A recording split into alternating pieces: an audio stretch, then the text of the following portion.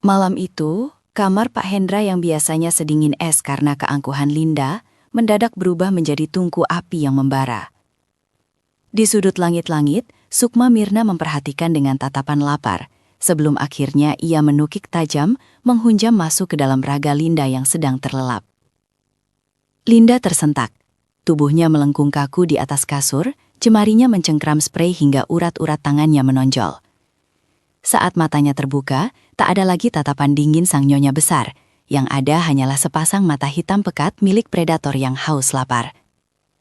Mirna, di dalam cangkang tubuh Linda, meraba sutra tipis yang melekat di kulit korban, lalu menoleh ke arah Hendra yang baru saja terbangun dengan wajah bingung. "Hendra, kenapa kau masih melihat dokumen membosankan itu?" Suara Linda kini terdengar serak, dalam dan penuh magnet yang tak masuk akal. Hendra terpaku. Ia melihat istrinya, wanita yang biasanya menolak disentuh, kini merangkak di atas tempat tidur dengan gerakan yang begitu luas sekaligus liar. Aroma parfum mahal Linda mendadak berubah menjadi wangi melati hutan yang mistis, bercampur bau amis darah yang samar. Sihir dari bubuk ari-ari dalam soto tadi siang meledak di kepala Hendra, menghancurkan sisa-sisa logikanya. Di bawah remang lampu tidur, Hendra tidak sadar bahwa ia sedang mendekap sebuah raga kosong yang jiwanya telah dipenjara oleh Mirna. Di luar jendela, angin menderu kencang, seolah alam pun menjerit ngeri melihat bagaimana seorang janda warteg mencuri keintiman paling rahasia melalui perjanjian iblis yang berlumur darah. Sebelum melanjutkan cerita, terus dukung channel ini dengan cara like, subscribe, dan tinggalkan jejak listener di kolom komentar, supaya channel ini bisa lebih berkembang. Listener, kita lanjut ke jalan cerita. Malam itu, bulan purnama menggantung pucat di langit desa Karangsuwung. Warteg Mirna sudah tutup sejak pukul 9 malam, sebuah hal yang tak lazim, mengingat biasanya warteg itu melayani hingga tengah malam. Lampu neon di depan warteg berkedip-kedip, menciptakan bayangan panjang yang menari di atas aspal jalanan yang sepi. Di dalam, Mirna tidak sedang menghitung uang hasil jualan. Ia mengenakan kemben kain jarik usang.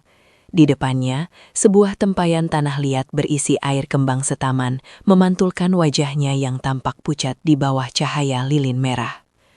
"Satu nyawa untuk 1000 malam," bisiknya. Suaranya serak, bergetar oleh ambisi yang gelap. Ritual ini dimulai dengan rasa kekesepian yang membakar. Mirna benci terikat. Pernikahannya yang dulu gagal memberinya pelajaran bahwa laki-laki hanya ingin menguasai raga, bukan memberikan kebebasan. Maka ia memilih jalan pintas. Ia berguru pada seorang dukun di lereng gunung yang mengajarinya ilmu rogo sukma sungsang. Sebuah ilmu yang memungkinkannya meminjam raga wanita lain untuk bercinta dengan laki-laki manapun yang ia inginkan, tanpa resiko hamil, tanpa resiko sakit hati. Namun ilmu itu menuntut upeti yang mengerikan, ari-ari bayi yang baru lahir. Mirna melangkah keluar melalui pintu belakang. Di tangannya ada sebuah cangkul kecil dan kain putih. Tujuannya adalah pemakaman desa yang hanya berjarak beberapa ratus meter dari wartegnya. Sore tadi, ia mendengar kabar bahwa istri dari salah satu buruh tani baru saja melahirkan, namun bayinya meninggal dunia. Langkahnya mantap, tidak ada rasa takut. Baginya, manusia yang hidup jauh lebih menyebalkan daripada mereka yang sudah di bawah tanah. Bau tanah basah menyambutnya saat ia memasuki gerbang makam yang ditumbuhi pohon kamboja tua. Ia menemukan gundukan tanah yang masih basah, bunga-bunga mawar dan kenanga di atasnya masih segar. Mirna berlutut. Tanpa doa, tanpa permisi, ia mulai menggali. Tangannya yang halus kini kotor oleh tanah hitam. Setelah menggali sedalam 1/2 meter, ia menemukan apa yang dicarinya. Sebuah periuk tanah liat kecil yang dikubur di samping nisan kayu tanpa nama. Di dalamnya terdapat ari-ari yang masih segar. Bau amisnya menusuk hidung. Namun bagi Mirna, itu adalah aroma kekuasaan.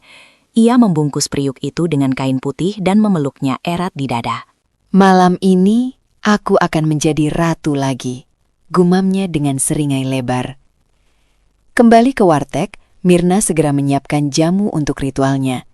Ia menumbuk sebagian ari-ari itu hingga halus, mencampurkannya dengan serbuk melati kering dan air dari 7 sumur. Cairan itu berwarna keruh, namun setelah dibacakan mantra, warnanya berubah menjadi bening seperti teh biasa. Besok adalah hari di mana ia akan memilih mangsa pertamanya. Mirna tahu persis siapa yang dia inginkan. Seorang laki-laki bernama Jaka, sopir truk antar provinsi yang sering makan di wartegnya. Jaka memiliki tubuh tegap, kulit sawo matang yang terbakar matahari, dan tatapan mata yang liar. Jaka punya istri bernama Sari, seorang wanita desa yang sederhana dan pendiam. Mirna membayangkan raga Sari. Ia akan meminjam raga itu, lalu menggunakan setiap inci tubuh Sari untuk memuaskan hasratnya bersama Jaka. Sari tidak akan tahu apa-apa. Jaka hanya akan merasa istrinya mendadak menjadi sangat bergairah. Dan Mirna, ia akan mendapatkan kepuasan tanpa harus membagi hidupnya dengan siapapun. Tepat tengah malam, setelah mengonsumsi sisa ari-ari yang mentah, sebuah keharusan agar Sukmanya memiliki energi untuk keluar. Mirna duduk bersila di tengah dapur. Ia mematikan semua sumber cahaya.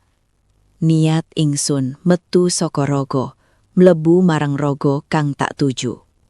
Hawa dingin mendadak menusuk tulang. Angin berhembus kencang di dalam ruangan tertutup itu membuat piring-piring di rak bergetar. Perlahan sebuah bayangan transparan berwarna keunguan mulai terlepas dari ubun-ubun Mirna. Itu adalah Sukmanya. Sosok Sukma Mirna tampak jauh lebih muda dan sangat cantik, namun matanya gelap tanpa putih mata. Ia menoleh ke arah tubuh aslinya yang kini terduduk kaku seperti patung lilin yang tak bernyawa. Mulut tubuh aslinya menganga sedikit, menyisakan bau amis ari-ari yang belum hilang.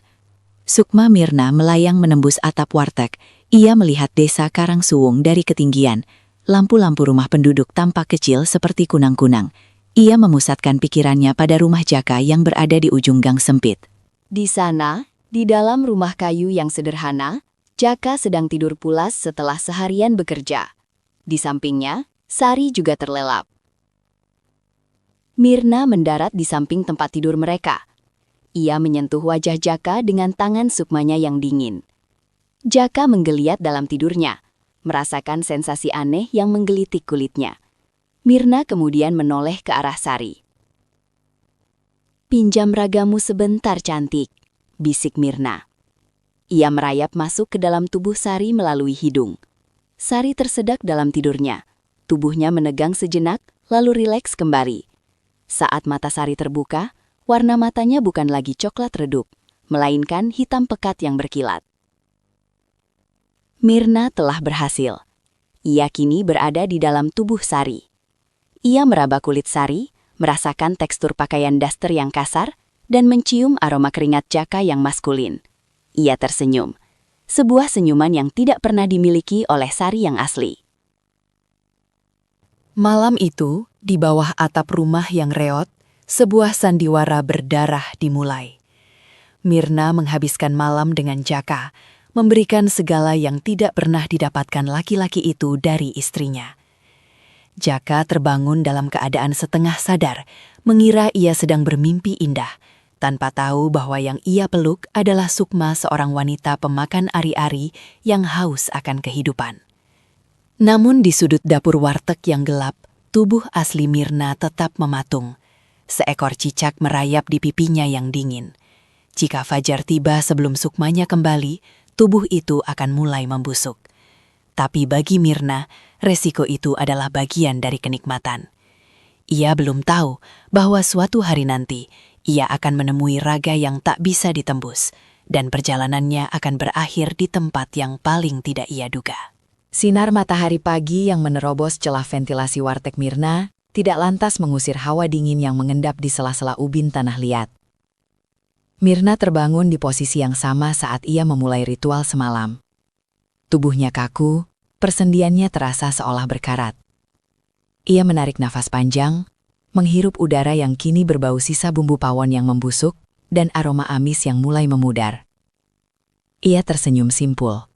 Ingatannya tentang semalam masih sangat tajam.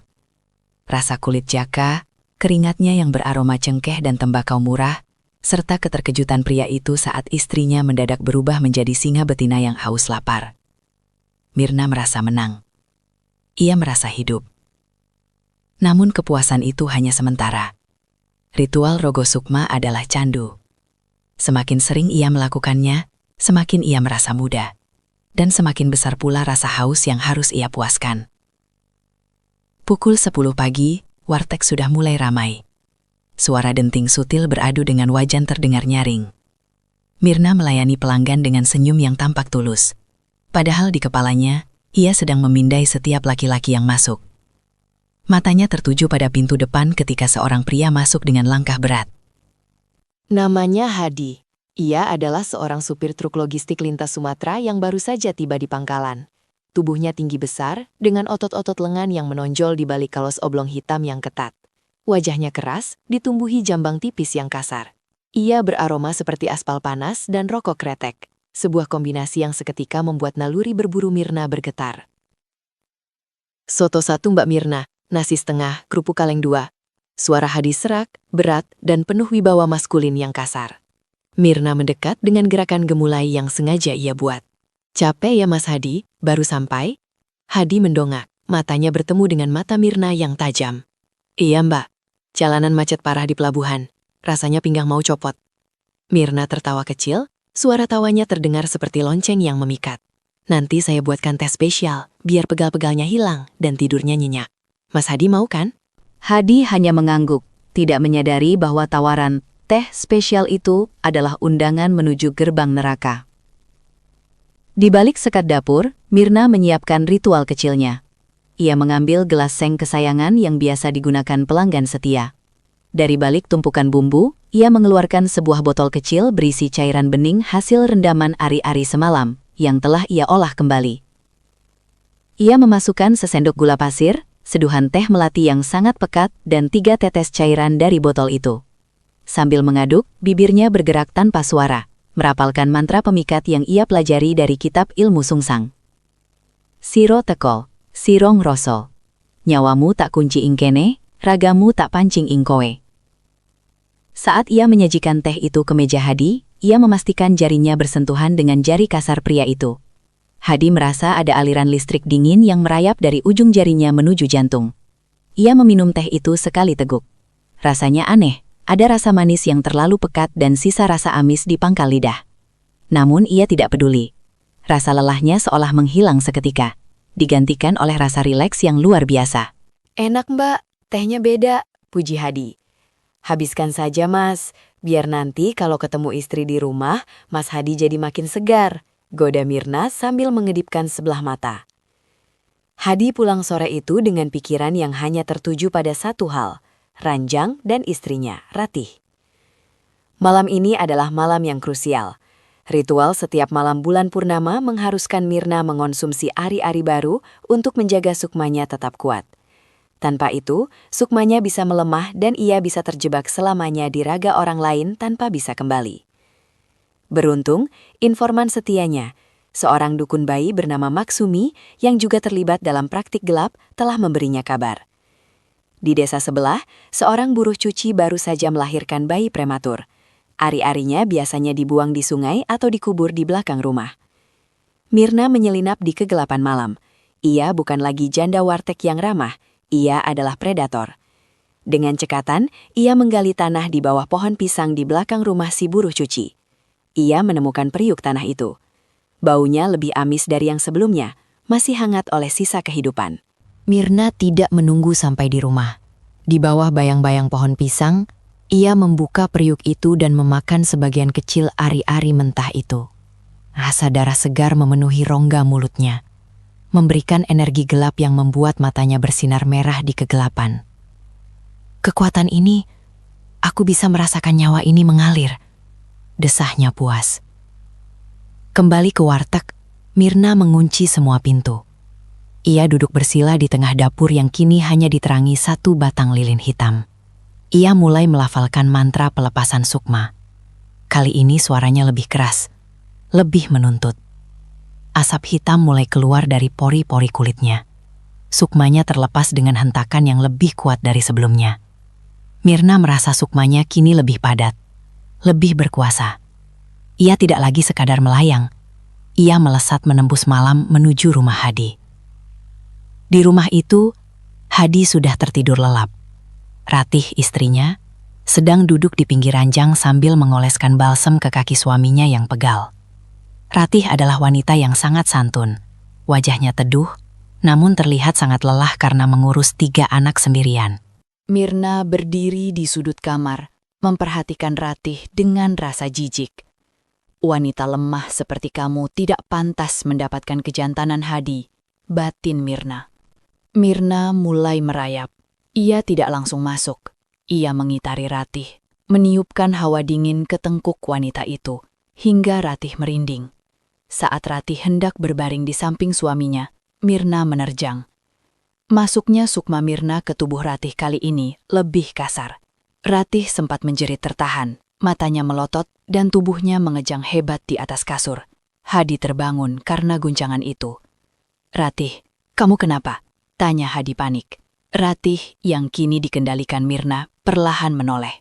Ia tidak lagi tampak lelah. Ia tersenyum lebar, sebuah senyuman yang sangat provokatif yang tidak pernah dilakukan Ratih sebelumnya. Ia menarik kerah kaus Hadi dengan kasar. "Aku cuma kangen kamu, Mas." Suara itu adalah suara Ratih, tapi nada dan intonasinya adalah milik Mirna. Malam itu menjadi malam yang paling liar bagi Hadi. Ia merasa seolah sedang bersama wanita lain di dalam tubuh istrinya sendiri. Ada ketagihan yang mulai tumbuh di syaraf-syaraf otaknya. Sebuah kecanduan yang dipicu oleh mantra teh melati Mirna dan energi gelap yang dibawa sukmanya. Pagi harinya, saat fajar mulai menyingsing, sukma Mirna ditarik kembali ke tubuh aslinya. Ia meninggalkan tubuh Ratih dalam keadaan hancur secara emosional. Ratih terbangun dengan rasa sakit di sekujur tubuhnya dan ingatan yang samar tentang apa yang ia lakukan semalam. Ia merasa jijik pada dirinya sendiri karena ia merasa itu bukan dirinya. Saat Hadi bangun dengan wajah berseri-seri dan mencoba memeluknya, Ratih justru menepisnya dengan kasar. "Mas, jangan sentuh aku. Aku merasa ada yang salah semalam." Tangis Ratih pecah. Hadi bingung. "Salah apa? Kamu hebat semalam, Ratih. Kenapa sekarang jadi marah-marah?" Pertengkaran pecah di rumah itu. Hadi yang sudah terkunci oleh sihir Mirna mulai membandingkan perilaku Ratih di malam hari dengan perilakunya di siang hari. Ia merasa istrinya memiliki kepribadian ganda. Ia tidak tahu bahwa rasa ketagihan yang ia rasakan adalah racun yang akan perlahan menghancurkan rumah tangganya. Sementara itu, di wartegnya, Mirna sedang mencuci gelas seng bekas Hadi dengan santai. Ia mendengar keributan kecil dari orang-orang yang lewat tentang pertengkaran di rumah Hadi. Ia hanya tersenyum tipis. "Baru korban pertama, Mas Hadi. Masih banyak malam-malam panjang lainnya," gumamnya sambil mengusap bibirnya yang masih terasa sedikit amis. Mirna tahu, ia harus bersiap. Malam besok, ia sudah menetapkan target untuk korban kedua, seorang manajer bank yang rapi dan wangi, yang istrinya terlalu sombong untuk disentuh oleh tangan-tangan kasar. Mirna ingin merasakan bagaimana rasanya menjadi wanita kaya, meski hanya untuk satu malam yang penuh dosa. Kemenangan atas Hadi memberikan Mirna energi baru yang meluap-luap. Di depan cermin riasnya yang mulai buram oleh jamur, Mirna mengelus lehernya sendiri. Ia merasa kulitnya jauh lebih kenyal. Seolah-olah setiap kali ia berhasil merasuki raga wanita lain dan menyerap energi gairah dari suaminya, usianya mundur beberapa tahun. Namun ia tahu, ritual ini tidak boleh stagnan. Nafsunya bukan hanya soal seks, melainkan soal kekuasaan dan kecemburuan sosial. Target berikutnya bukan lagi pria kelas bawah yang beraroma aspal. Mirna mengarahkan pandangannya pada Pak Hendra, seorang manajer bank cabang pembantu yang baru beberapa bulan ini sering mampir ke wartegnya. Hendra adalah pria parlente. Dasinya selalu simetris, sepatunya mengkilap. Dan ia selalu membawa aroma parfum maskulin mahal yang kontras dengan bau bawang goreng di warteg Mirna. Hendra sering datang bukan karena ia tidak punya uang untuk makan di restoran bintang 5, melainkan karena ia bosan dengan hidangan hambar istrinya yang terlalu terobsesi dengan diet, dan bosan dengan dinginnya perlakuan di rumah megahnya. Siang itu, cuaca di luar sangat terik. Pak Hendra masuk ke warteg sambil melonggarkan ikatan dasinya. Wajahnya tampak frustasi, mungkin karena target pinjaman bank yang belum tercapai, atau karena pertengkaran pagi dengan istrinya, Linda. "Mbak Mirna, soto ayamnya 1, kuahnya yang panas ya," ujar Hendra sambil menyeka keringat di dahi dengan sapu tangan sutra. Mirna mendekat, memberikan perhatian yang lebih dari biasanya. Ia tidak segera mengambil piring. Ia berdiri cukup dekat sehingga Hendra bisa mencium aroma melati yang selalu lekat di tubuh Mirna. Pak Hendra kelihatannya capek sekali. Urusan kantor atau urusan rumah? Tanya Mirna lembut. Suaranya seperti bisikan yang menenangkan. Hendra mendongak. Matanya terpaku pada bibir Mirna yang merah alami. Ya, begitulah Mbak. Di kantor pusing, di rumah, ya dingin. Mirna tersenyum penuh arti. Rumah harusnya jadi tempat paling hangat, Pak. Sayang sekali kalau rumah sebesar itu tapi isinya es semua. Ia kembali ke belakang, menyiapkan soto ayam. Namun, sebelum menyajikannya, Mirna melakukan ritual kecil di dapur. Ia mengambil sejumput bubuk dari ari-ari yang telah ia sangrai hingga kering dan menjadi bubuk halus. Bubuk itu ia campurkan ke dalam kuah soto yang mendidih. Tidak lupa, ia menyiapkan segelas es teh manis yang sudah diberkati dengan mantra penjerat sukma. Ojo lali rasaku, ojo lali ragaku. Senajan adoh mripatmu, nanging bayangku dadi impimu. Hendra memakan soto itu dengan lahap. Ia merasa ada kehangatan yang tidak biasa menjalar ke perutnya, lalu naik ke kepalanya, membuatnya merasa melayang. Saat ia meminum es teh itu, ia merasa seolah-olah Mirna sedang membelai tenggorokannya. Sejak saat itu, setiap kali ia melihat dasinya sendiri di cermin, ia akan teringat pada senyum Mirna. Malam harinya, Mirna bersiap. Ia tidak perlu mencari ari-ari baru malam ini, karena simpanannya masih cukup. Namun energi dari ari-ari bayi prematur semalam masih memberikan daya dorong yang kuat. Ia duduk bersila di kamarnya yang kini dipenuhi asap kemenyan tipis. Rogo Sukma Sungsang, Budalo. Sukma Mirna melesat keluar. Kali ini perjalanannya lebih jauh, menuju kawasan perumahan elit di perbukitan kota. Ia menemukan rumah Hendra, sebuah bangunan megah dengan pagar besi tinggi dan taman yang tertata rapi. Di dalam kamar utama yang luas, Linda, istri Hendra, sedang mengoleskan krim malam yang mahal ke wajahnya.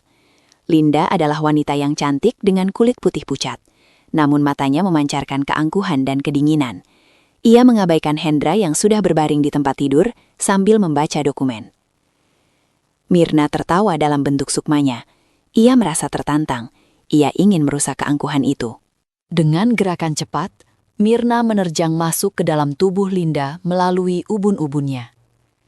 Linda merasakan kepalanya mendadak pening luar biasa. Ia menjatuhkan botol krim mahalnya ke lantai hingga pecah. Linda, kamu kenapa? Hendra bertanya tanpa mengalihkan pandangan dari kertasnya. Linda, Mirna berdiri perlahan. Ia tidak membersihkan pecahan botol itu.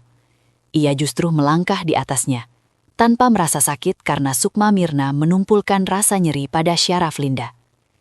Ia mendekati Hendra, merampas dokumen itu, dan melemparkannya ke lantai.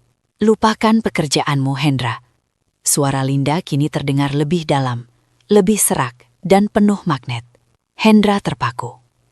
Ia melihat istrinya yang biasanya dingin dan kaku, kini menatapnya dengan pandangan yang begitu liar. Ada aura gelap yang menyelimuti Linda, namun sihir dalam tubuh Hendra justru menyambut aura itu dengan sukacita. Malam itu, Hendra merasakan Linda yang berbeda. Linda yang tidak peduli dengan riasan wajahnya, Linda yang membiarkan rambutnya berantakan, dan Linda yang memberikan gairah yang hanya pernah ia bayangkan dalam fantasi terliarnya. Namun, di tengah gairah itu, Hendra sempat merasa ngeri. Ia melihat bayangan di cermin lemari, sekejap ia melihat sosok wanita berambut panjang dengan wajah Mirna, sedang memeluknya dari belakang, bukan wajah Linda. Keesokan paginya, kekacauan dimulai. Linda terbangun dengan kaki yang berdarah karena menginjak pecahan botol semalam tanpa sadar. Ia merasa tubuhnya sangat kotor, seolah-olah ada ribuan ulat yang merayap di bawah kulitnya. Saat Hendra bangun dan mencoba memberikan kecupan pagi yang mesra, sesuatu yang sudah lama tidak ia lakukan, Linda justru menjerit histeris. "Jangan sentuh aku! Kamu melakukan apa padaku semalam? Itu bukan aku!" Linda berteriak sambil melempar bantal ke arah Hendra. Hendra tertegun. "Kamu sendiri yang mulai, Linda. Kamu yang sangat aktif semalam. Kenapa sekarang jadi begini? Aku tidak ingat. Aku merasa seperti kerasukan setan." Pertengkaran hebat terjadi. Linda menuduh Hendra telah memberikan obat-obatan terlarang ke dalam minumannya. Sementara itu, Hendra merasa dikhianati oleh perasaan nikmatnya sendiri. Ia mulai merasa muak dengan ketidakstabilan emosi istrinya. Di kantor, Hendra tidak bisa berkonsentrasi. Setiap kali ia menyentuh dasinya, ia merasa dasi itu mencekiknya, mengingatkannya pada perlakuan kasar Linda semalam yang ia sukai, namun sekaligus ia takuti. Pikirannya terus kembali ke warteg Mirna. Ia merasa hanya di sana ia bisa menemukan ketenangan. Siang harinya, Hendra kembali ke warteg. Penampilannya berantakan, dasinya miring, kemejanya kusut. Mirna menyambutnya dengan tatapan penuh simpati yang dibuat-buat. "Pak Hendra, kok lecek sekali? Ada masalah sama Ibu Linda?" Hendra duduk lemas. "Saya rasa istri saya gila, Mbak. Dia berubah-ubah. Semalam dia sangat luar biasa, tapi pagi ini dia memperlakukan saya seperti penjahat." Mirna mengelus bahu Hendra dengan lembut. "Mungkin dia cuma butuh asupan yang benar, Pak. Atau mungkin Pak Hendra memang ditakdirkan untuk mendapatkan yang lebih baik." Setelah kesuksesan menundukkan seorang manajer bank, Mirna merasa energinya berada di titik puncak. Namun, ada harga yang harus dibayar.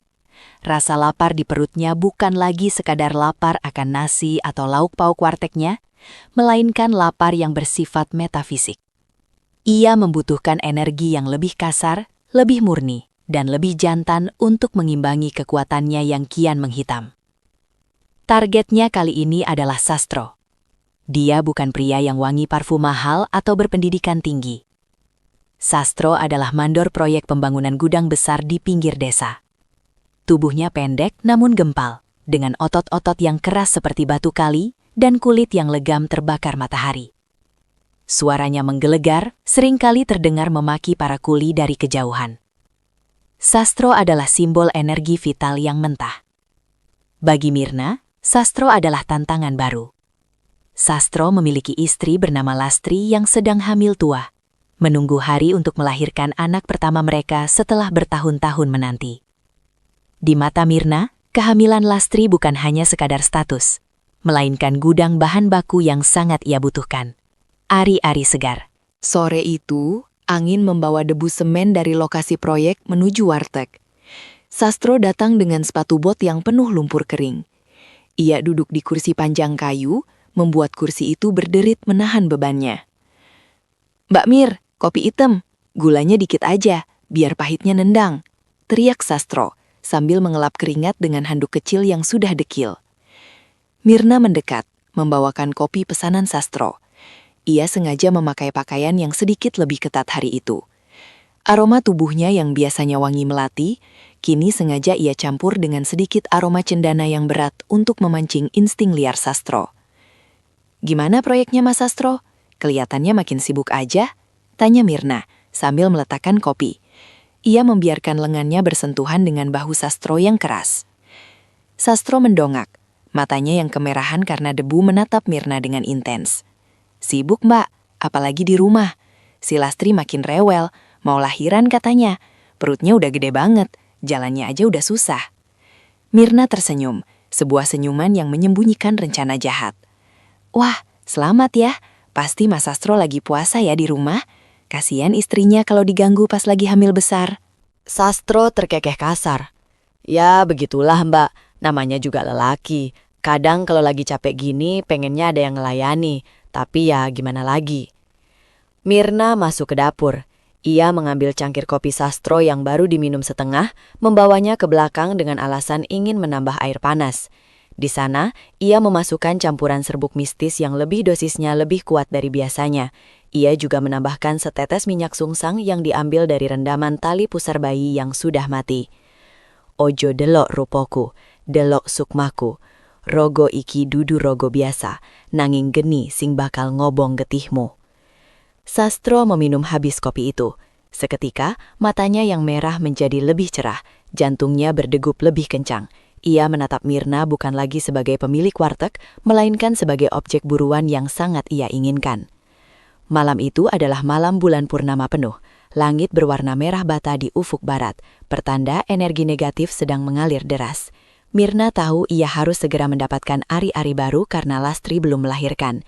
Ia memutuskan untuk mengunjungi makam tua di perbatasan desa yang jarang dijamah orang. Di sana, ia melakukan ritual mangan getih.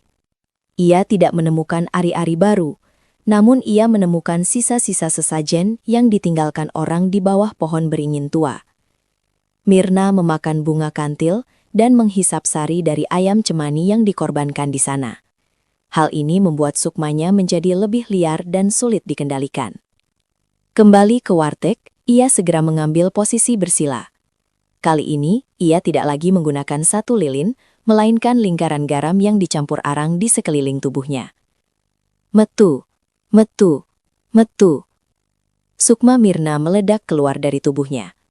Bayangan transparan itu kini tidak lagi berwarna ungu, melainkan hitam pekat dengan aura merah di pinggirnya. Ia melesat menuju rumah Sastro. Di rumah itu, suasana sangat sunyi. Lastri sedang tidur miring, napasnya berat karena beban di perutnya. Sastro berada di sampingnya, tertidur namun gelisah. Sihir dari kopi Mirna sedang bekerja di dalam mimpinya, membangkitkan gairah yang tertekan. Mirna mendarat di atas tubuh Lastri. Ia tidak merasuki dengan lembut, ia menghunjam masuk ke dalam pori-pori kulit Lastri yang meregang karena kehamilan.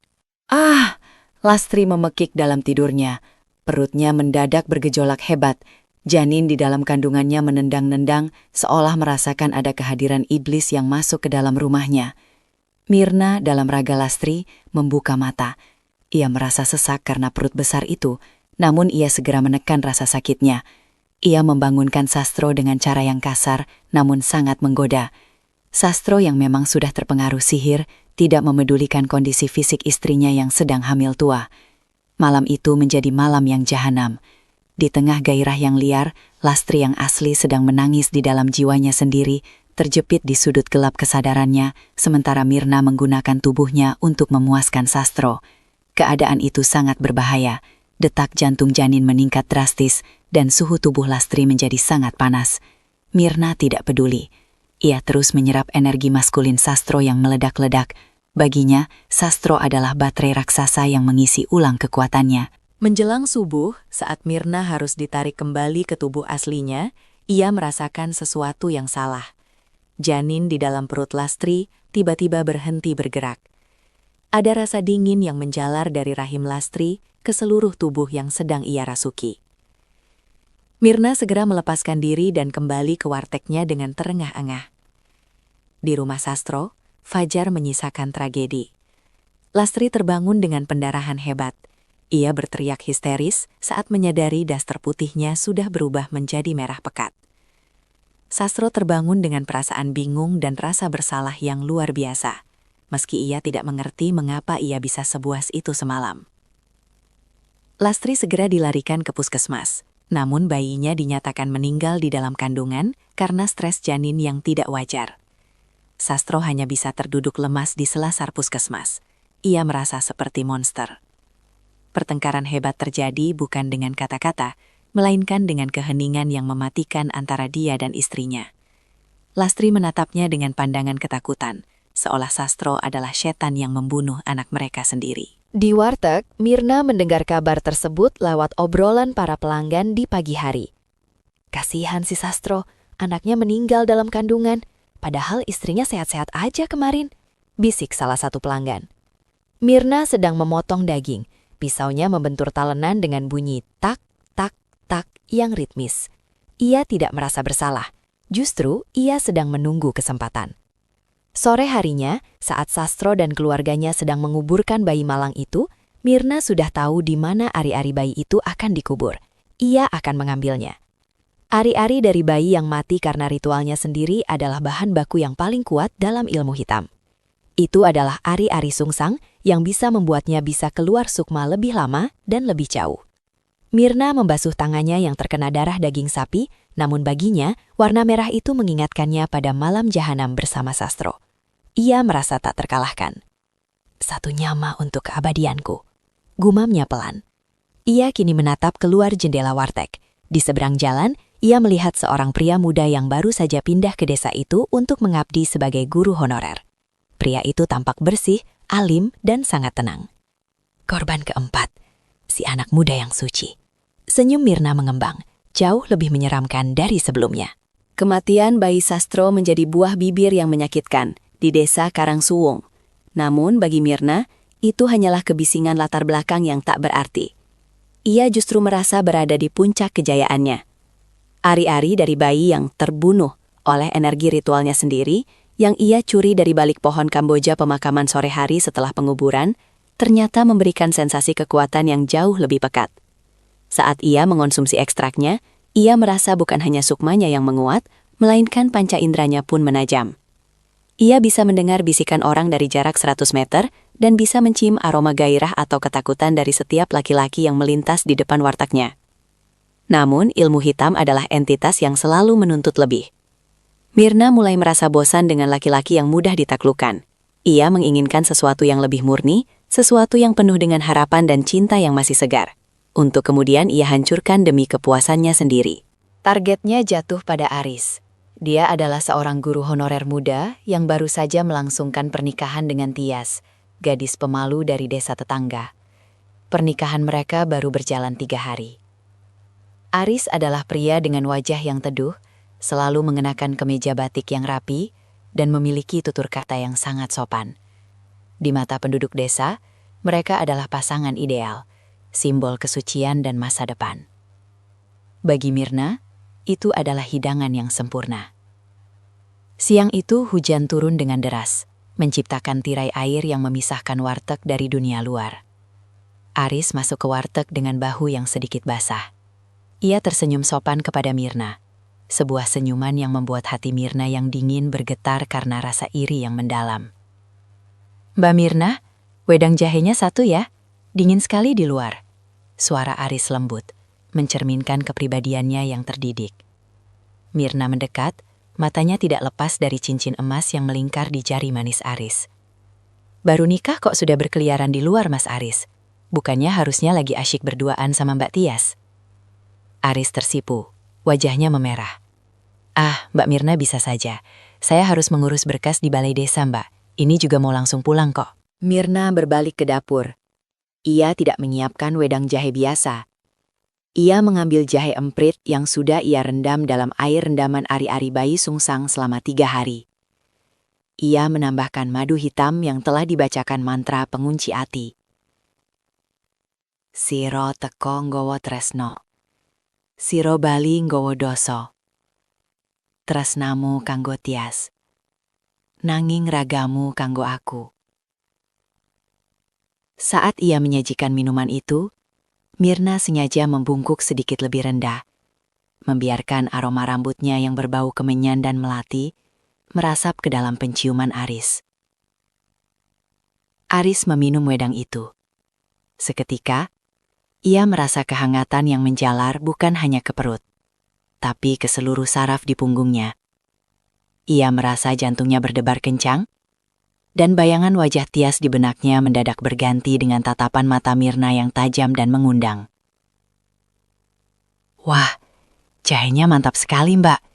Rasanya beda," ujar Aris sambil memegang dadanya. "Itu karena saya buatnya pakai hati, Mas Aris. Pulanglah, mumpung hujan sudah reda. Kasihan istrinya menunggu," ujar Mirna dengan nada yang penuh rahasia.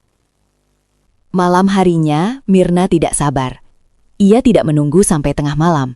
Segera setelah warteg tutup, ia bersiap. Di kamarnya yang pengap, ia menghamparkan kain kafan bekas yang ia dapatkan dari Maksumi. Ia duduk di atasnya, telanjang bulat, hanya ditutupi oleh aura hitam yang mulai keluar dari tubuhnya. "Rogo sukma sungsang, paringono dalan." Sukmanya meluncur keluar. Kali ini, sukmanya tampak lebih padat, hampir menyerupai tubuh fisik namun dengan kulit yang transparan keunguan. Ia terbang rendah, menyelinap di antara pepohonan bambu, menuju rumah dinas guru di pinggir desa yang ditempati Aris dan Tias. Di dalam rumah yang masih beraroma bunga melati sisa pelaminan itu, Aris dan Tias sedang bersiap untuk tidur. Mereka duduk di tepi lanjang, berbicara pelan sambil berpegangan tangan. Tias tampak sangat cantik dengan daster sutra tipis hadiah pernikahannya. Mirna memperhatikan mereka dari sudut langit-langit kamar. Rasa benci meluap di dadanya. Ia tidak tahan melihat kemurnian itu. Tanpa menunggu lama, saat Tias sedang menunduk untuk melepas sandalnya, Mirna menerjang. Kita rehat dulu sebentar. Sebelum melanjutkan cerita, jangan lupa untuk terus mendukung channel ini dengan cara like, subscribe, dan tinggalkan jejak listener di kolom komentar, supaya channel ini bisa lebih berkembang. Listener, kita lanjut ke jalan cerita. Masuknya sukma Mirna ke tubuh Tias sangat halus, berkat kekuatan ari-ari bayi sungsang. Tias hanya merasa seolah ada angin dingin yang masuk ke dalam telinganya. Ia terdiam sejenak, matanya terpejam rapat. Saat ia membuka mata, sorot matanya yang biasanya redup dan malu-malu berubah menjadi tajam dan penuh dominasi. Aris yang berada di depannya tidak menyadari perubahan itu. "Sayang, kamu kenapa?" Tias Mirna tidak menjawab dengan kata-kata. Ia menarik Aris dengan kekuatan yang tidak masuk akal untuk ukuran tubuh kecil Tias. Ia mencengkeram bahu Aris hingga pria itu meringis. "Malam ini, lupakan semua kesantunanmu Aris," bisik Tias Mirna tepat di telinga Aris. Malam itu menjadi malam yang mengerikan bagi jiwa Tias yang asli. Di dalam kesadarannya yang terhimpit, Tias berteriak. Ia melihat suaminya sedang bercumbu dengan dirinya. Namun ia merasa itu bukan dirinya. Ia merasa seperti penonton di dalam tubuhnya sendiri, melihat setiap sentuhan dan gerakan yang terasa begitu asing dan kasar. Mirna menggunakan tubuh Tias untuk mengeksplorasi gairah yang tidak pernah diketahui Aris. Aris, yang sudah terpengaruh sihir dari wedang jahe Mirna, terjebak dalam pusaran kenikmatan yang gelap. Ia merasa istrinya telah berubah menjadi sosok yang berbeda sama sekali. Namun bagian dari dirinya yang sudah teracuni justru menginginkannya lebih lagi. Namun di tengah-tengah malam itu, sebuah keajaiban, atau mungkin kutukan terjadi. Tias asli yang memiliki hati yang sangat bersih, mencoba melakukan perlawanan secara batin. Ia mulai melafalkan potongan ayat kursi yang ia hafal sejak kecil di dalam pikirannya. Allahu la ilaha illa huwal hayyul qayyum. Sukma Mirna di dalam tubuh Tias mendadak merasa kepanasan. Kulit Tias mulai mengeluarkan keringat dingin yang berbau amis. Mirna mengerang. Ia merasa seperti dibakar dari dalam. Ia segera meningkatkan tekanannya, mencoba membungkam kesadaran Tias. "Diam kamu, bocah ingusan," batin Mirna di dalam raga Tias.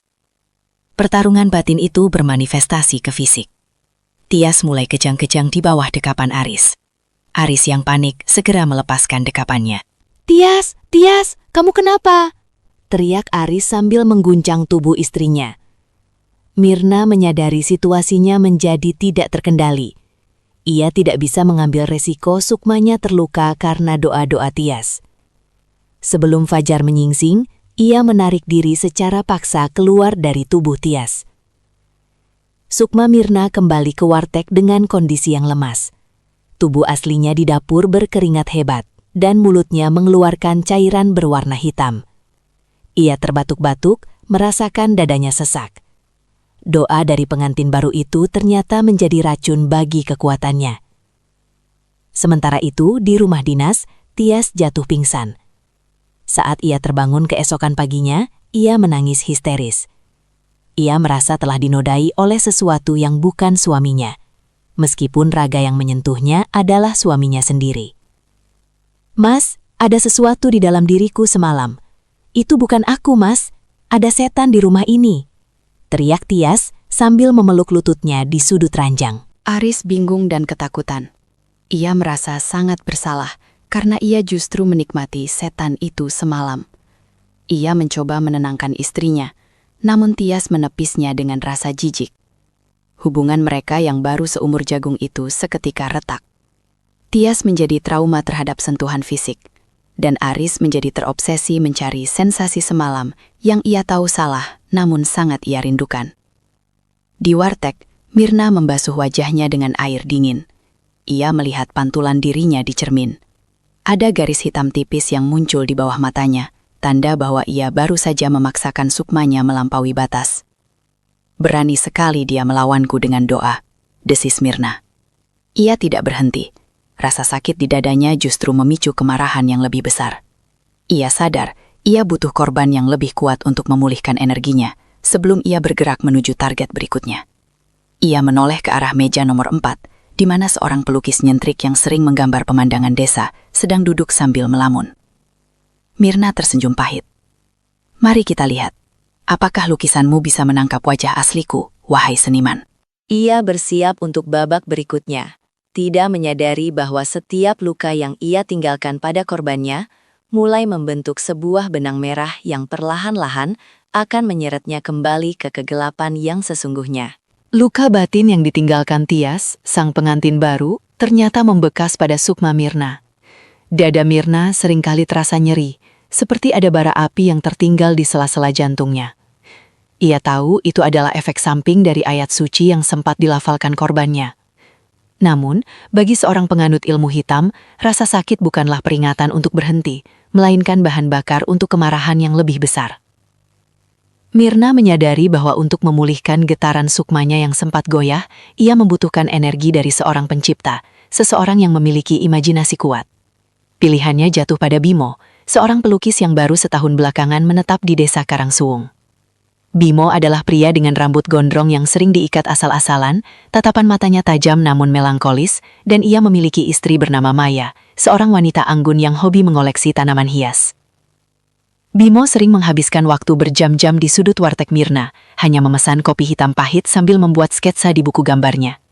Ia selalu berkata bahwa wajah Mirna memiliki struktur yang mistis dan sangat sulit untuk dituangkan ke atas kanvas. Siang itu, matahari tertutup awan mendung yang menggantung rendah. Bimo duduk di meja favoritnya, menatap kanvas kecil yang masih putih bersih. Mirna mendekat dengan nampan berisi kopi dan sepiring pisang goreng panas. "Belum ada coretan hari ini, Mas Bimo?" tanya Mirna sambil mencondongkan tubuhnya, sengaja memperlihatkan garis lehernya yang mulus. Bimo menghela napas, meletakkan pensilnya. "Sulit, Mbak. Saya ingin melukis kecantikan, tapi yang muncul di kepala saya belakangan ini hanya bayangan gelap. Rasanya ada sesuatu yang tertutup di desa ini." Mirna tertawa, sebuah tawa yang terdengar sangat merdu namun dingin. "Mungkin Mas Bimo kurang asupan inspirasi. Cobalah kopi ini. Saya tambahkan sedikit ramuan rahasia supaya pikiran Mas lebih jernih." Ramuan itu bukan lagi sekadar campuran ari-ari sangrai. Mirna telah mencampurkan bubuk empedu ular kobra yang telah ia rendam dalam darah haid pertamanya setelah ritual besar bulan lalu. Ini adalah mantra Pangruat Jiwo, sebuah sihir yang memaksa imajinasi seseorang selaras dengan kehendak Mirna. "Mripatmu dadi mripatku, tanganmu dadi tanganku. Apa sing mbok gambar, iku wujud asliku." Bimo meminum kopi itu. Seketika ia merasa tangannya bergetar. Ia mulai menggoreskan kuas dengan sangat cepat, seolah-olah tangannya digerakkan oleh sesuatu yang tak terlihat. Ia tidak lagi menggambar pemandangan sawah. Ia mulai menggambar sosok wanita, namun wajahnya terus berubah-ubah. Antara wajah Maya istrinya dan wajah Mirna. Ini luar biasa, gumam Bimo dengan mata yang mulai memerah. Malam itu bulan purnama mencapai puncaknya. Warnanya bukan lagi kuning keemasan, melainkan kemerahan seperti tembaka yang berkarat. Mirna merasakan panggilan ritual yang sangat kuat. Ia telah menyiapkan ari-ari baru yang ia dapatkan dari klinik bersalin di kota kecamatan. Sebuah risiko besar yang ia ambil demi mendapatkan bahan yang masih segar dan belum tersentuh tanah makam. Ia mengunyah ari-ari itu dengan lahap di dapur belakang. Darah merembes di sudut bibirnya. Ia merasa sukmanya bergetar hebat, siap untuk dilepaskan. Metu, metu. Sukma Mirna keluar dengan suara desis seperti ular. Kali ini, sukmanya membawa aroma cat minyak dan pengencer tinta yang tajam. Ia melayang menuju rumah Bimo yang berfungsi sekaligus sebagai galeri seni. Di dalam rumah, Bimo tidak tidur. Ia berdiri di depan kanvas besar di studionya, melukis dengan penuh kegilaan. Sementara itu, Maya, istrinya, sudah tertidur lelap di kamar sebelah. Maya tampak sangat cantik dalam tidurnya, seperti lukisan klasik yang belum selesai. Mirna berdiri di ambang pintu kamar. Ia merasakan kecemburuan yang hebat melihat ketenangan Maya. Ia menerjang masuk. Proses perasukan kali ini terasa sangat berbeda. Karena Bimo sedang dalam kondisi setengah sadar akibat sihir kopi tadi, energi kreatifnya seolah menjadi jembatan bagi Mirna. Saat Mirna masuk ke tubuh Maya, Maya tidak hanya sekedar menjadi wadah, ia menjadi inspirasi hidup bagi Bimo. Maya, Mirna, bangkit dari tempat tidur dan berjalan menuju studio. Bimo menoleh dan matanya melotot. Ia melihat istrinya datang dengan mengenakan gaun malam putih yang tipis. Namun di mata Bimo yang sudah teracuni sihir, Maya tampak seperti demi kegelapan yang sangat menawan. Lukis aku, Bimo. Perintah Maya, Mirna, dengan suara yang berat. Malam itu menjadi malam yang gila. Bimo melukis Maya dalam berbagai posisi yang tidak wajar. Setiap kali kuasnya menyentuh kanvas, ia merasa seperti sedang menguliti jiwa istrinya sendiri. Sementara itu, Mirna menikmati setiap detik dari tatapan penuh nafsu dan obsesi yang diberikan Bimo. Namun sesuatu yang mengerikan mulai terjadi. Karena dosis ramuan Mirna terlalu kuat, batas antara imajinasi dan kenyataan mulai runtuh. Bimo mulai melihat wajah Maya berubah menjadi wajah Mirna yang sebenarnya. Wajah yang penuh dengan urat-urat hitam dan mata yang memancarkan kebencian kuno. Siapa kamu sebenarnya? Bisik Bimo. Tangannya gemetar memegang kuas yang kini basah oleh cat merah darah. Maya, Mirna, tertawa terbahak-bahak. Aku adalah keindahan yang kamu cari selama ini, Bimo. Jangan berhenti. Selesaikan lukisanmu. Mirna memaksakan energinya untuk terus menekan kesadaran Bimo. Namun, energi kreatif Bimo yang murni mulai melawan. Di tengah-tengah kanvas, Bimo tanpa sadar melukis sebuah simbol perlindungan yang pernah ia lihat di gereja tua tempat ia dibesarkan. Simbol itu mengeluarkan pendar cahaya tipis yang membuat sukma Mirna di dalam tubuh Maya merasa tersengat. Ah! Mirna mengerang. Ia merasa seperti ada tinta panas yang disiramkan ke wajah sukmanya. Ia segera menarik diri dari tubuh Maya, meninggalkan wanita itu jatuh tersungkur di lantai studio.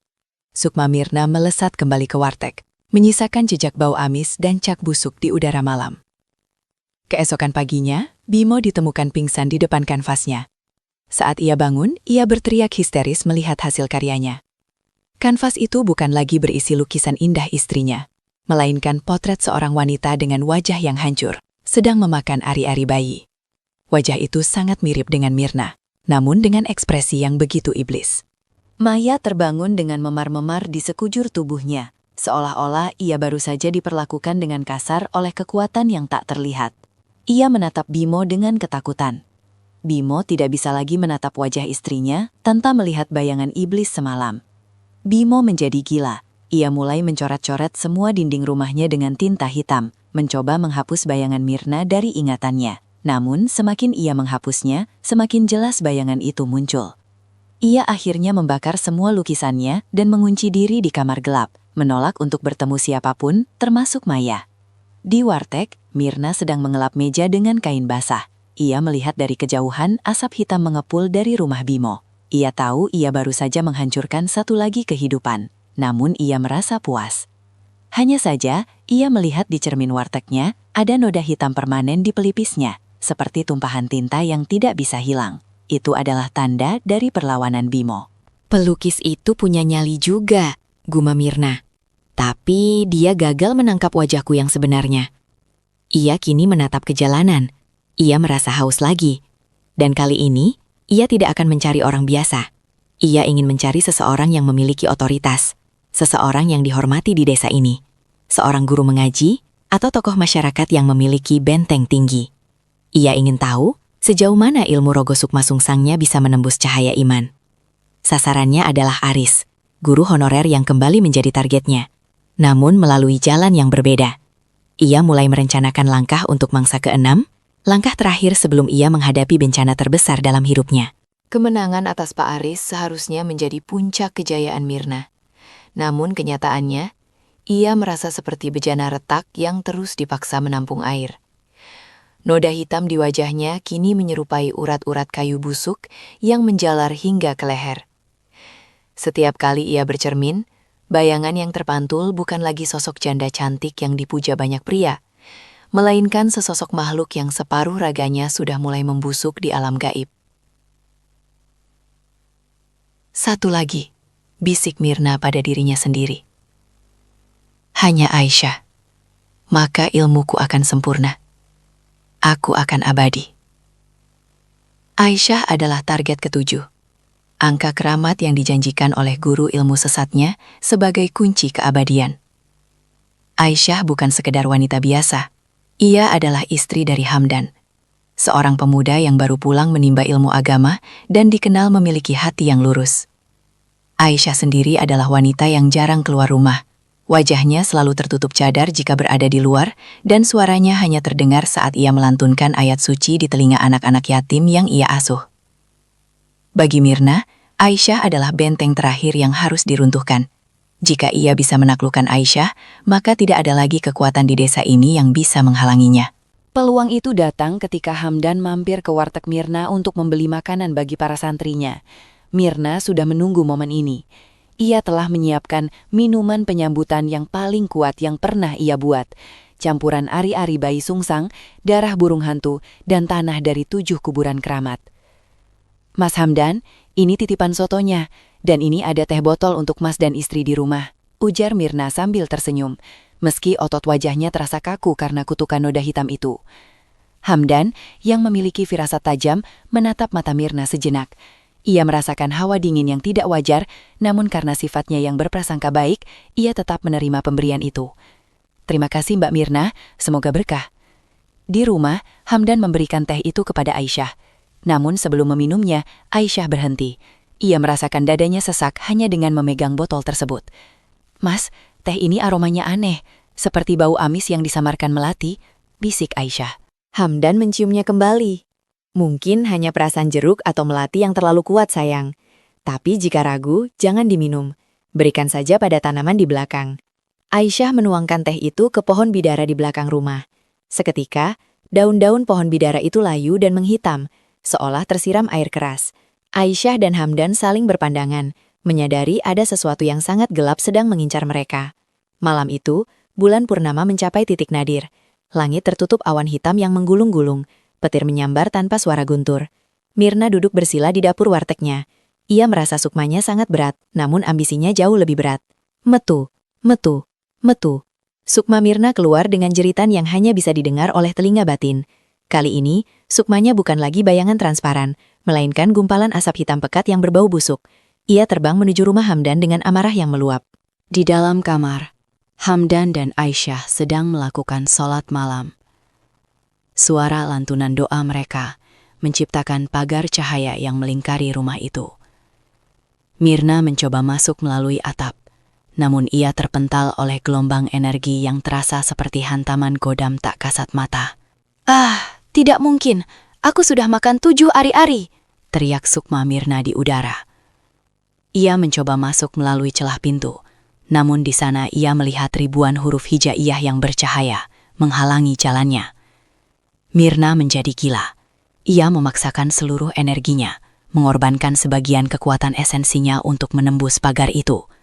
Dengan ledakan energi hitam yang dahsyat, ia berhasil menembus dinding pertahanan dan masuk ke dalam kamar. Aisyah sedang bersujud. Inilah saatnya. Mirna menerjang masuk ke dalam tubuh Aisyah. Namun, di dalam tubuh Aisyah, Mirna tidak menemukan ruang kosong untuk berkuasa. Ia justru merasa masuk ke dalam tungku api yang sangat panas. Jiwa Aisyah begitu bersih, sehingga keberadaan Mirna di sana seperti tetesan air di atas minyak mendidih. Keluar, keluar dari sini. Suara Aisyah bergema di dalam batinnya sendiri, namun suaranya terdengar seperti guntur yang memecah kesunyian malam. Hamdan yang menyadari istrinya sedang dalam serangan gaib, segera meletakkan tangannya di dahi Aisyah dan membacakan ayat kursi dengan suara yang menggelegar. Allahu la ilaha illa huwal hayyul qayyum. Sukma Mirna terbakar. Ia merasa setiap sel dalam tubuh Aisyah menolaknya. Ia terlempar keluar dari raga Aisyah dengan kondisi yang sangat mengenaskan. Asap hitamnya tercabik-cabik dan ia kehilangan sebagian besar kekuatannya. Dengan sisa kekuatan yang ada, Sukma Mirna melesat kembali ke warteg. Ia harus segera masuk ke tubuh aslinya sebelum fajar menyingsing, atau ia akan musnah selamanya. Namun, saat Sukmanya sampai di dapur warteg, ia membeku. Tubuh aslinya tidak ada di sana. Yang tertinggal hanyalah tumpahan darah hitam dan kain jarik yang ia gunakan semalam.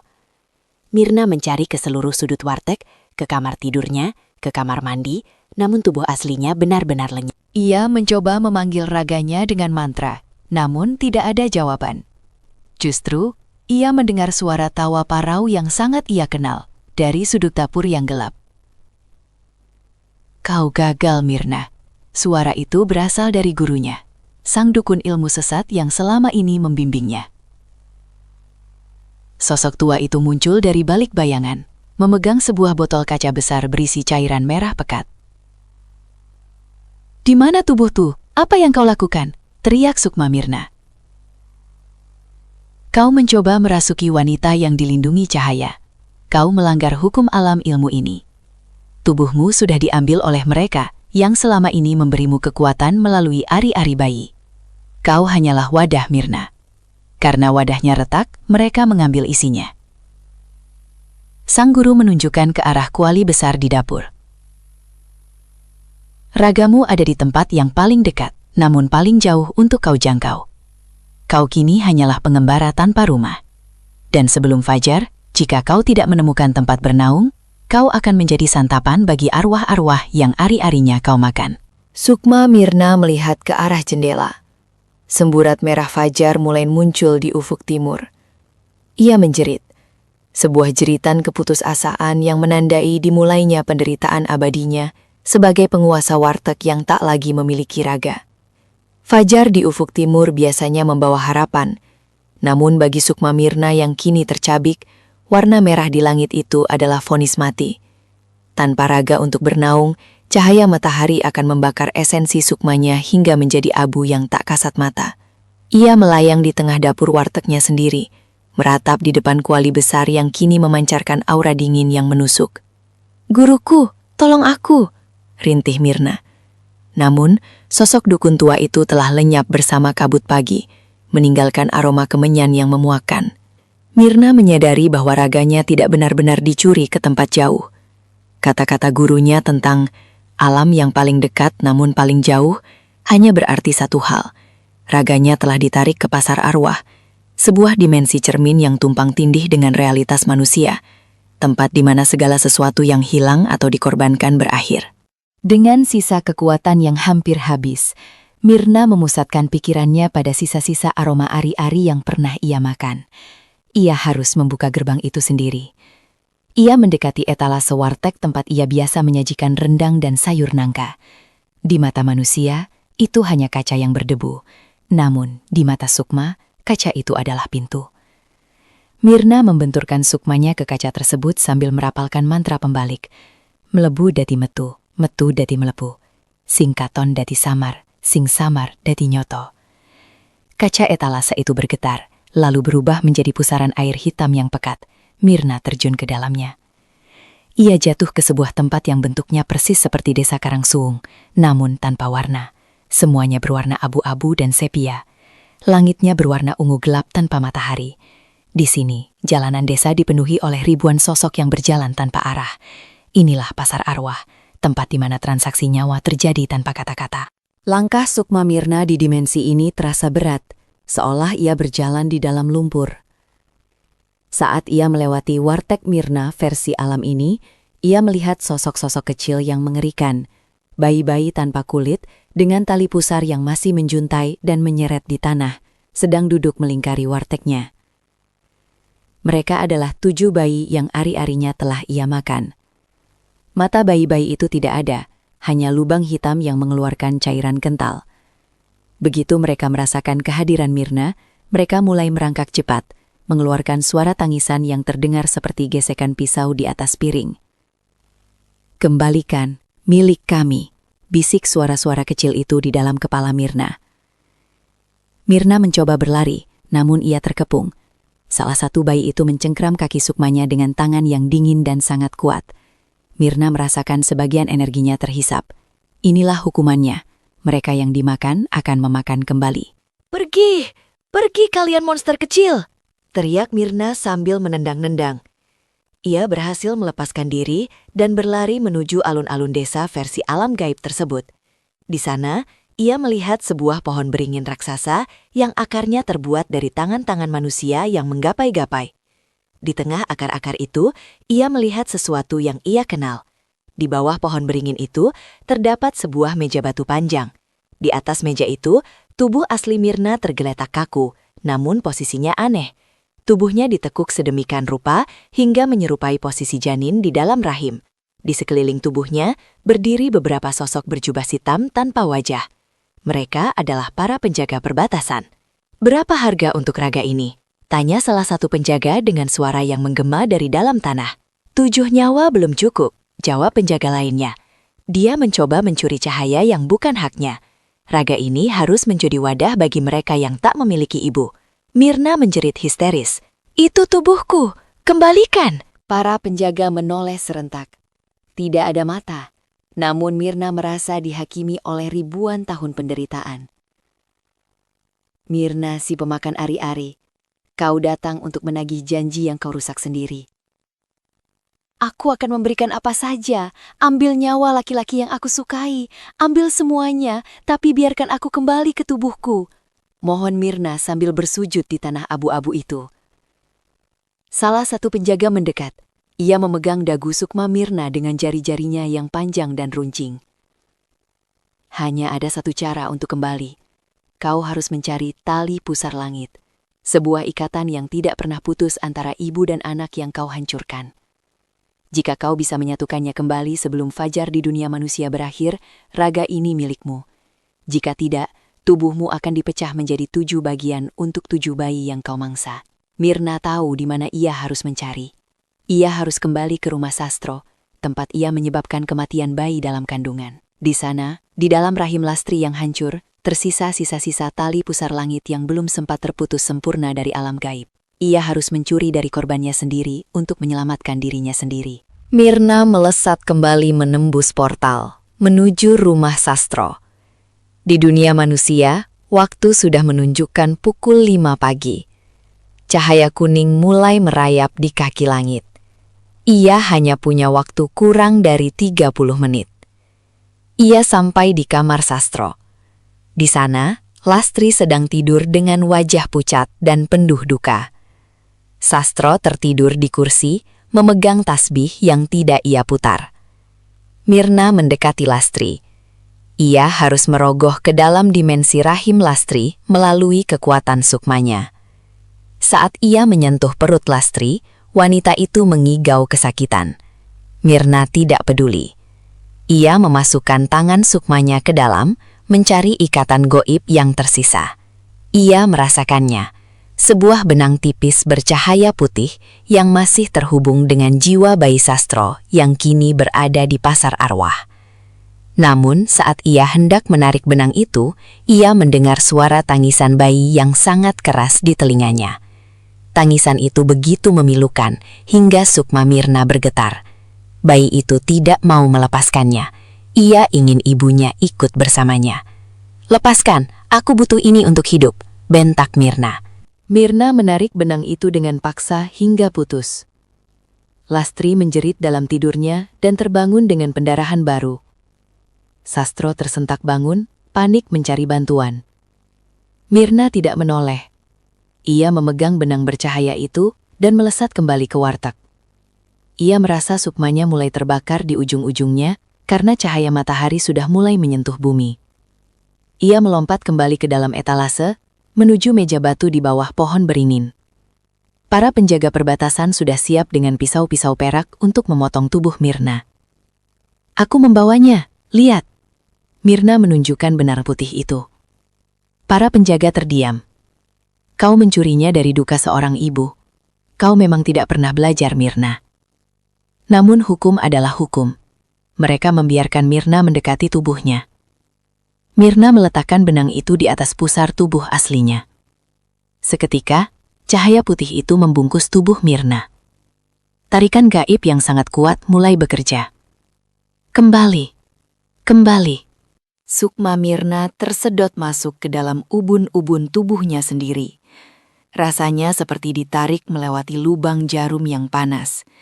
Ia merasakan jantungnya mulai berdenyut kembali, paru-parunya menghirup udara yang berbau amis, dan matanya terbuka. Mirna terbangun di lantai dapur wartegnya. Matahari pagi sudah masuk melalui celah pintu. Ia berhasil. Tapi saat ia mencoba berdiri, ia menyadari sesuatu yang mengerikan. Tubuhnya terasa sangat berat dan kaku. Ia meraba wajahnya dan ia menjerit. Noda hitam itu tidak lagi hanya ada di pipi. Seluruh kulitnya kini berwarna abu-abu seperti mayat di pasar arwah. Dan di dalam perutnya, ia merasakan 7 detak jantung yang berbeda. Ia berhasil kembali ke tubuhnya, namun tubuh itu bukan lagi miliknya sendiri. Tubuh itu kini menjadi penjara bagi 7 arwah bayi yang ia makan, yang kini hidup di dalam darahnya, menuntut makan setiap detik. Mirna jatuh terduduk di depan kuali besar. Di luar, ia mendengar suara orang mengetuk pintu warteg. Mbak Mirna, wartegnya buka jam berapa? Saya lapar. Suara seorang pelanggan terdengar santai. Mirna menatap tangannya yang mulai keriput dan kehitangan. Ia telah kembali, tapi di babak selanjutnya, ia akan menyadari bahwa hidup sebagai mayat berjalan jauh lebih mengerikan daripada menjadi arwah yang musnah. Suara ketukan di pintu depan warteg terdengar bagaikan dentuman palu hakim di telinga Mirna.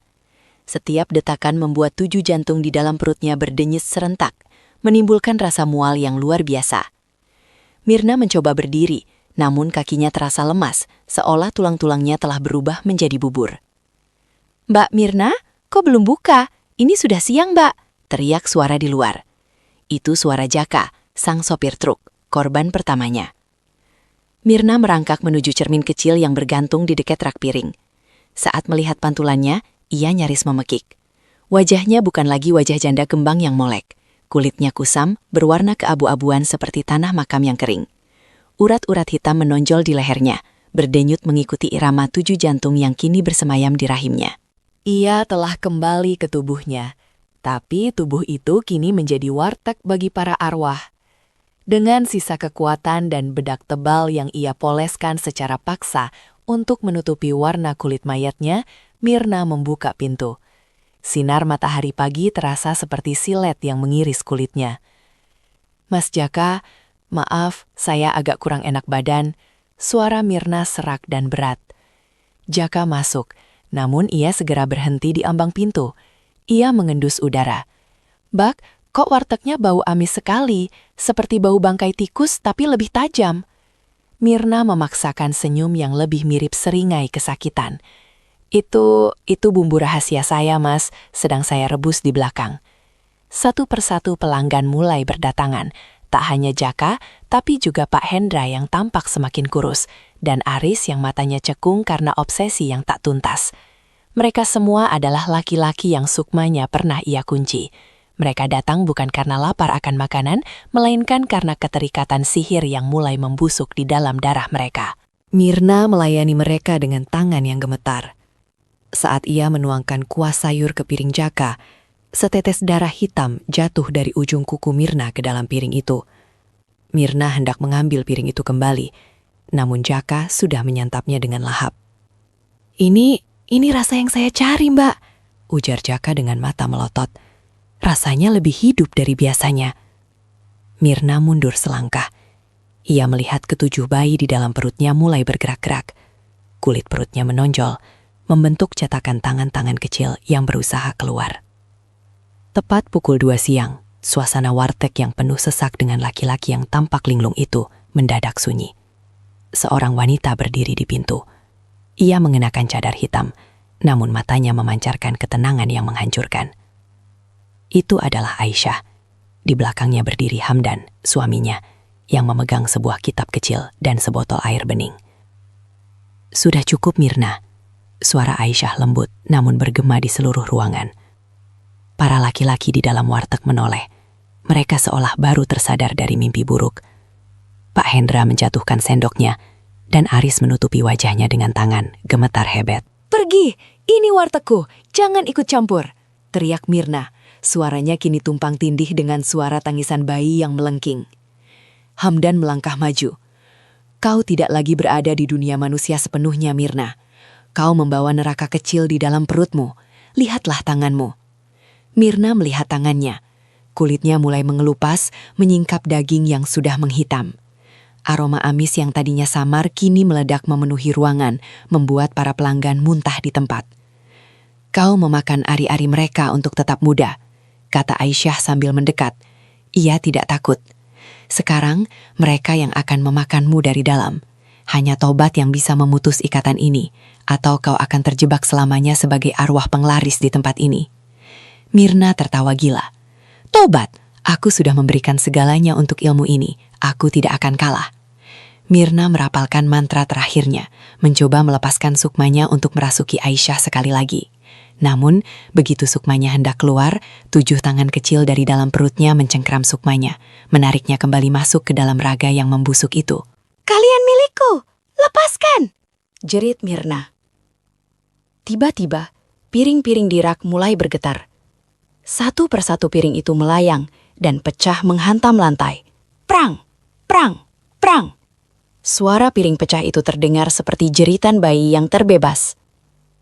Hamdan mulai membacakan ayat-ayat pembakar sihir. Udara di dalam warteg menjadi panas. Mirna terjatuh di lantai, berguling-guling sambil memegang perutnya yang kian membesar secara tidak wajar. Panas! Panas sekali! Tiba-tiba, perut Mirna robek dari dalam. Namun yang keluar bukan darah merah, melainkan asap hitam pekat yang berbentuk 7 sosok bayi. Bayi-bayi itu tidak menyerang Aisyah atau Hamdan. Mereka justru mengerubungi Mirna, menggigit dan mencabik raga yang selama ini menjadikan mereka tumbal. Satu persatu laki-laki di warteg itu berlarian keluar. Sihir yang mengikat mereka putus seiring dengan hancurnya raga Mirna. Jaka, Hendra, dan Aris berlari pulang dengan rasa malu dan jijik yang akan membekas seumur hidup. Warteg itu mendadak sunyi. Sosok Mirna sudah tidak ada lagi di lantai. Yang tersisa hanyalah genangan cairan hitam dan tumpukan piring yang pecah berkeping-keping. Aisyah dan Hamdan keluar dari warteg itu. Lalu Hamdan mengunci pintunya dari luar dengan gembok yang sudah didoakan. Tempat ini harus ditutup selamanya, bisik Hamdan. Namun, benarkah Mirna sudah musnah? Konon, setiap malam bulan purnama, penduduk desa Karangsuwung masih mendengar suara denting piring dan aroma soto yang sangat harum dari balik bangunan warteg itu, yang kini sudah tertutup semak belukar itu. Mereka yang nekat mengintip dari celah jendela akan melihat sesosok wanita pucat sedang duduk bersila di depan kuali kosong. Sukmanya tidak bisa kembali ke alam arwah, dan raganya sudah menyatu dengan tanah warteg itu. Ia terjebak dalam siklus keabadian yang menyiksa, selamanya menjadi janda kesepian yang tidak akan pernah bisa memuaskan dahaganya akan kasih sayang, dikelilingi oleh tangisan 7 bayi yang tak pernah sempat ia lahirkan. Mirna tetap di sana, menjadi legenda hitam di Karangsuwung, sebagai peringatan bahwa kecantikan yang dibangun di atas nyawa yang tak berdosa, pada akhirnya akan memakan pemiliknya sendiri hingga tak tersisa seujung kuku pun. Terus dukung channel ini dengan cara like, subscribe, dan tinggalkan jejakmu di kolom komentar, supaya channel ini lebih berkembang. Listener, terima kasih sudah sampai di ujung cerita. Sampai ketemu di cerita yang lain, sampai jumpa.